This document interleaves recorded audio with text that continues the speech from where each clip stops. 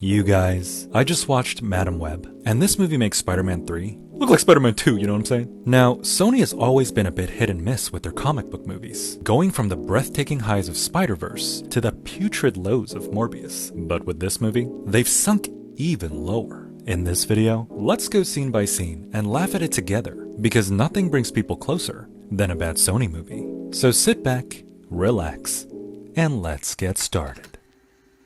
First off the top, let's talk about Nepo baby Dakota Johnson. I have always really loved Marvel movies. This woman has never watched a Marvel movie in her life. But because she owed someone a favor, she stars as Cassie Webb, a New York City paramedic, which is fitting because she has all the intensity of a flatlining EKG. She races against time, saving people from car accidents, including herself.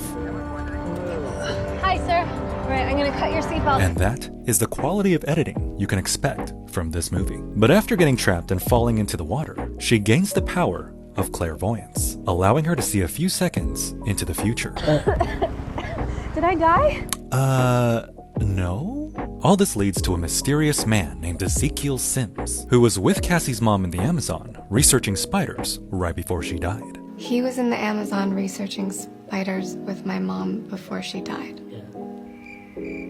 That seems like a basic storyline to me. The fact that she doesn't understand how bad this line was makes it even more hilarious. Ezekiel also has the power to see his future, witnessing his own death at the hands of these three girls. This one, and that other one. Sorry. I'm sure they're all lovely people in real life, but if they weren't carrying skateboards, wearing glasses, or crossing their arms, there'd be no way to tell them apart. Ezekiel vows to hunt them down and kill them first. How does he do this, you ask? Apparently in this movie, which takes place in 2003, he has the technology to turn his visions into actual images. What is this, Final Fantasy The Spirits Within? Even for a comic book movie, you're testing me. Oh, and I forgot to mention that he can also tap into every surveillance camera in New York, so anytime he just randomly pops up, well, that's the excuse. Later on, we find Cassie on the cleanest New York subway I have ever seen, and it's here that she has a terrifying vision.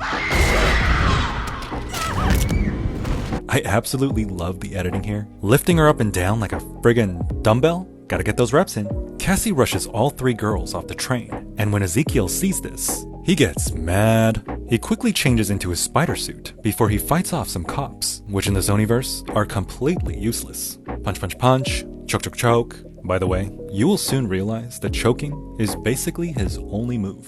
And if we're looking at his suit, it's pretty awful. Kinda like the ones in the PlayStation game.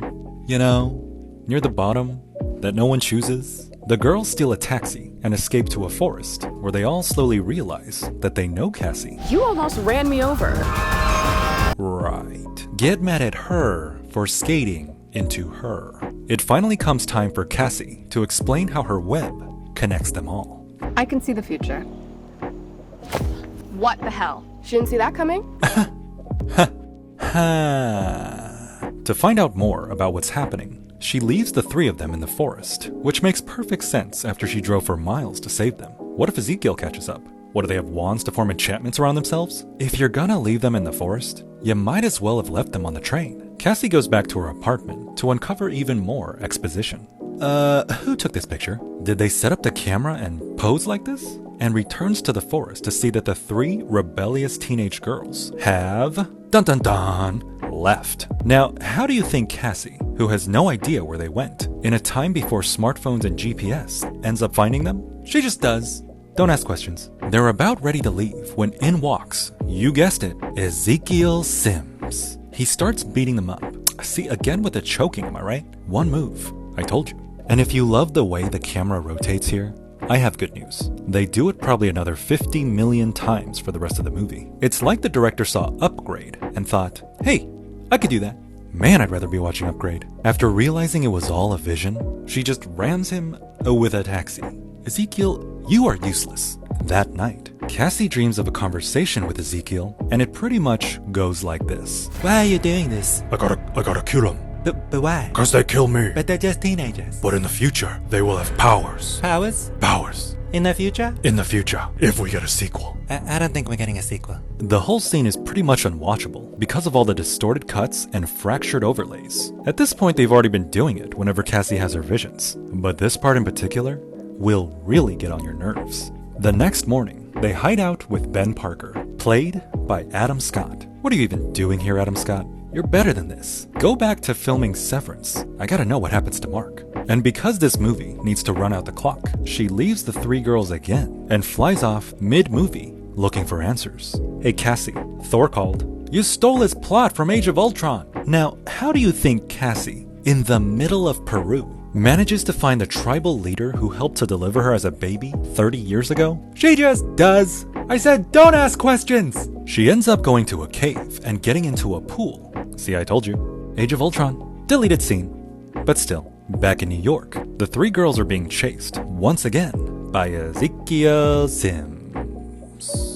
Is this over yet? Cassie comes to the rescue in an ambulance, again that she stole, because this movie can't think of any other ways for her to get around, and manages to fly it straight into Ezekiel. So many questions. How did she work out which building, and at which floor, and at what spot to drive through? And at this point, what has Ezekiel done besides choke people and get hit by motor vehicles? Magically, no one gets a scratch, and he continues his chase. As he hops from car to car, you get the feeling that not only does this movie take place in 2003, the CGI is also from 2003. Ben Affleck's Daredevil, which came out literally that year, has characters suddenly becoming globby, gooey puppets the moment they jump into the air. More than 20 years later, things haven't gotten any better. You'd think they can maybe move the cars a bit when he jumps on and off, give him some weight. He's prancing around like a friggin' grasshopper. The team ends up at an abandoned fireworks factory, the one you've seen from all the trailers. And if you thought it was incoherent then, wait till you see it in the movie. Explosions, helicopter, explosions. And finally, Ezekiel gets peed on and dies. Good riddance, dumbass. We hardly knew you. In all the chaos, Cassie falls into the water again, and a random firework strikes her in the face and blinds her so that she can become the Madam Web. I'm sorry, that looks ridiculous. Well, what about this one? Nope, still bad. It's an impressive accomplishment to take $80 million and light it on fire, wasting valuable time and resources to make a movie based on a character no one asked for, played by a walking piece of cardboard. I mean, it is a movie. The camera is filming, the actors are breathing. Things play out, but none of it comes together to form something you'd actually want to watch. The premise of Madam Web, being a psychological thriller, had at least some potential. There was a shot this could have been good, but like always, you can count on bumbling stooge Sony to completely miss the mark. Craven's coming out next, guys. I think we're in big trouble. Anyway, thank you for listening to me ramble. Hey, subscribe if you enjoyed, and I'll see you in the next video.